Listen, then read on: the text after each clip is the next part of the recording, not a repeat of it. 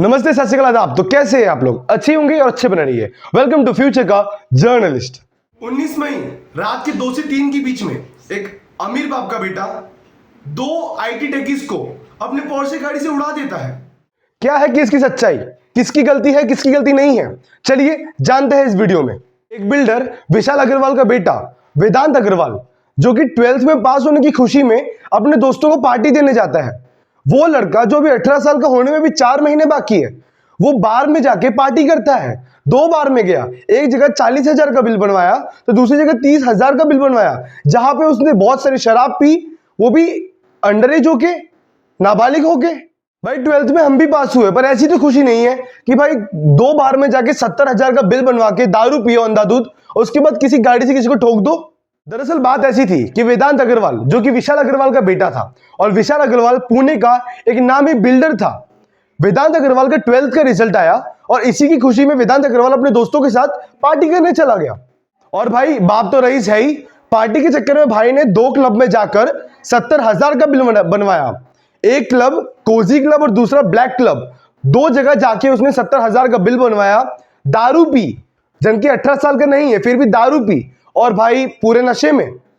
इतना ही नहीं, भाई के पास पोर्शे टाइकन थी और शराब के नशे में इतना ज्यादा मशगूल हो गया था वो बंदा कि ड्राइवर को बोलता है कि गाड़ी तेरा भाई चलाएगा।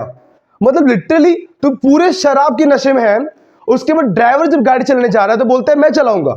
इस टाइम पे ड्राइवर ने विशाल अग्रवाल को कॉल किया, जो कि वेदांत अग्रवाल के पापा है या फादर बोल सकते हैं, वो थे। उनको कॉल किया कि भाई आपका बेटा है पूरे शराब के नशे में, फिर भी वो गाड़ी चलाने को बोल रहा है। तो बाप भी मशहूर, बोलता है मैंने ऐसे ही 2.5 करोड़ की गाड़ी खरीदी है, चलाने दो मेरे बेटे को। तो फिर क्या, वेदांत ने गाड़ी चलाना स्टार्ट किया नशे में, वो भी। और उस बंदे ने इतनी तेज गाड़ी चलाई कि 160 तो पार करके आसानी से उसने पुणे के रोड्स को अपने बाप का बनाया हुआ पर्सनल रेसिंग ट्रैक समझ लिया था। भाई ने इतनी तेज गाड़ी चलाई कि 2 आईटी टेकीज को तो उड़ा दिया साथ में। रात के 2 बजे 2 आईटी टेकीज अनीश और अश्विनी, उन लोग को ऑन द स्पॉट धक्का दे दिया या फिर गाड़ी से उड़ा दिया और उन लोग की ऑन द स्पॉट डेथ हो गई। इतना ही नहीं भाई, उसके बाद भी नहीं रुका। भाई तो आगे गाड़ी ले ही जा रहा था, पर जैसे ही गाड़ी रुकने के बाद उसके एयरबैग्स ओपन हुए तब उसको मजबूरन गाड़ी रोकनी पड़ी।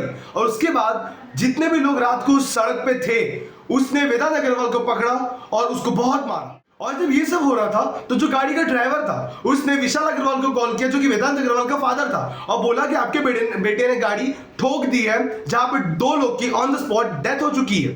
चलिए ये तो है कि इंसिडेंट क्या हुआ था, कैसे एक्सीडेंट हुआ, कौन मरा, किसने मारा, ये बात हुई। अब बात करते हैं कि इसका फैसला क्या आया, जुडिशरी ने क्या फैसला लिया। जैसे कि हम सबको पता है कि इंडिया में 18 के नीचे गाड़ी चलाना नॉट अलाउड है, इलीगल माना जाता है। लेकिन वेदांत अग्रवाल के केस में ऐसा क्यों नहीं हुआ भाई? अभी भी वो 18 साल का होने में 4 महीने बाकी थे, लेकिन फिर भी वो पोर्शे जैसी गाड़ी 160 की स्पीड से पुणे के रोड्स पे दौड़ा रहा था, जैसे कि उसके बाप का खुद का पर्सनल रेसिंग ट्रैक है।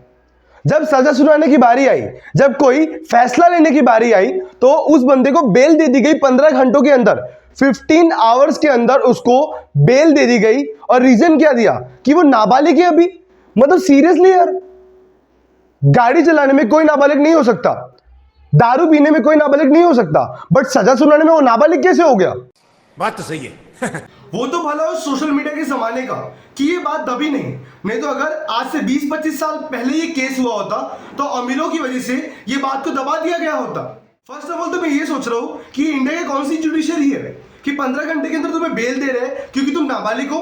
अरे यार ऐसा कहां से होता है? निर्भया केस में भी यही हुआ, रेप किया तब कुछ नहीं, सजा सुनाने की बारी आई तो नाबालिग बोल रहे हैं। दैट्स टोटली रॉन्ग यार।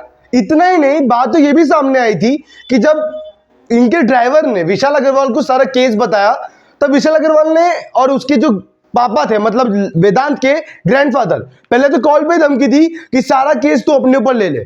उसके बाद इसके ग्रैंडफादर ने, वेदांत के ग्रैंडफादर ने उस ड्राइवर को अपनी गाड़ी में BMW में बैठा के बंगले पे ले गए और पूरा केस समझाया कि भाई सब कुछ तेरे को एक्सेप्ट करना है कि तूने गलती की है, ड्राइविंग तू कर रहा था, सारा गुना तेरे को अपने ऊपर लेना है, और अगर तूने नहीं लिया, मतलब तूने किसी के सामने अपना मुंह खोला, तो तू समझ जाना। ये उसको धमकी दी गई है। किसको? उस ड्राइवर को, जो कि वेदांत का ड्राइवर था।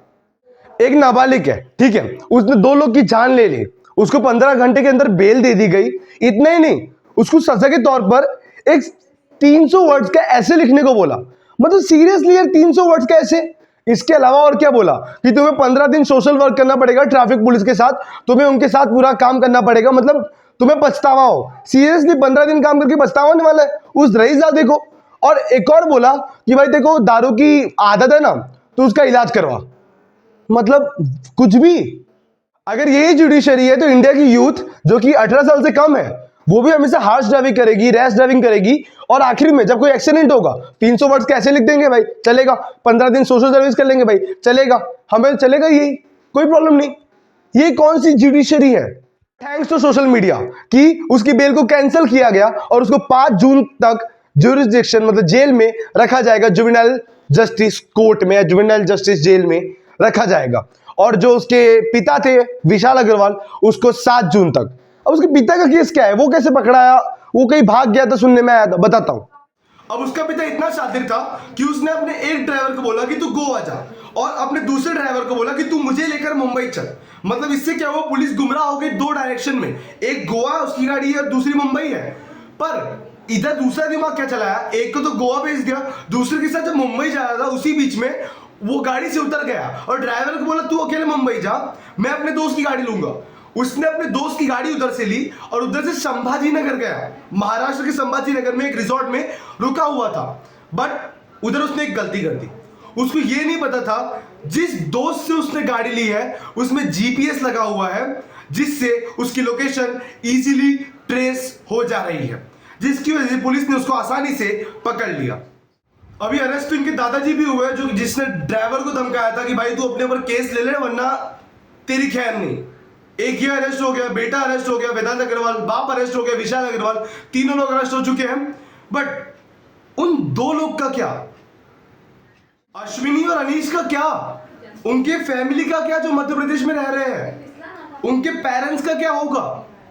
2 इंजीनियर्स जो कि पुणे में जॉब करने के बेसिस पे आए थे, सोचे थे लाइफ में सेटल होंगे, वो 24 साल के 2 लोग, उनकी लाइफ का क्या, उनकी फैमिली की लाइफ का क्या?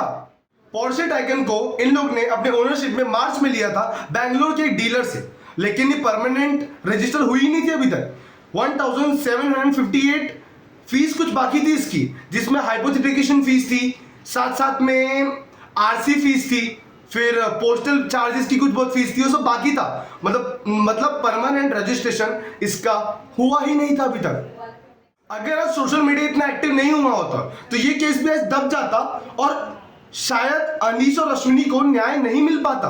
और अभी भी कुछ श्योर नहीं है, जैसा उन लोग अपने पैसा का दम दिखा रहे हैं, क्या पता हमारा ज्यूरिसडिक्शन ही बिक जाए, कोई भरोसा नहीं। जैसा पहले स्टार्टिंग में जो फैसला आया था कि 15 घंटों के अंदर ही भाई उसको बेल दे दी गई, 300 वर्ड्स कैसे हो गया, उसको 15 दिन काम करना पड़ेगा, फिर उसको अपनी ट्रीटमेंट करवानी पड़ेगी। इससे तो यही लग रहा था कि जुडिशरी बिक चुकी है पूरी तरह से, इंडिया की जुडिशरी पूरी तरह से बिक चुकी है। मतलब सीरियसली वो नाबालिग इसलिए उसको ऐसी सजा, कोई पॉइंट बन रहा है? दारू पिया तब तो नाबालिग नहीं था, पोर्शे जैसी गाड़ी चले तब भी नाबालिग नहीं था। बट अब ऊपर से प्रेशर की वजह से पुणे पुलिस भी एक्शन में आई है और दोनों क्लब के ओनर जो कि Prahlad Bhutwada of Cozy Club and Sandeep Sanghale of Black Club, दोनों को अरेस्ट कर दिया गया है आईपीसी सेक्शन के द्वारा। और क्यों अरेस्ट किया गया, उसका रीजन था कि भाई तुम लोग ने अंडर एज बंदे को, अंडर एज बच्चों को शराब सर्व करी। अगर वो मांग रहा है तुम मना कर सकते हो, एज प्रूफ मांगो पहले उन लोग से कि तुम अबोव 18 हो कि नहीं हो। अगर नहीं हो तो सिंपल सी बात है, सर्व ही मत करो।